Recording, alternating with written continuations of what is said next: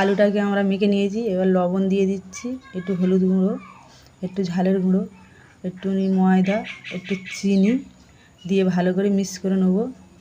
নিয়ে হাতে টমেটোর সস দেবো, একটুনি জিরের গুঁড়ো দেবো। এবার হাতে ভালো করে মেখে নাড়ু করে ছোটো ছোটো করে থালায় রেখে দিয়েছি।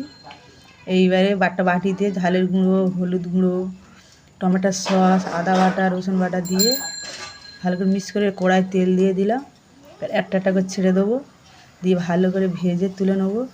নিয়ে মশলাটাকে কড়ায় দিয়ে দিচ্ছি, দিয়ে ভালো করে মশলাটা তৈরি হয়ে গেল। দিয়ে হালকা করে একটুখানি আমরা একটু জল দিয়ে দেবো হালকা করে, দিয়ে এবারে একটু ফুটবে, একটা একটা করে সব ছেড়ে দিয়ে দেবো একটা একটা করে, দিয়ে একটু জিরে গুঁড়ো দিয়ে আমরা লাগিয়ে নেবো। আপনাদের যদি ভালো লাগে আপনারা খেয়ে আমাকে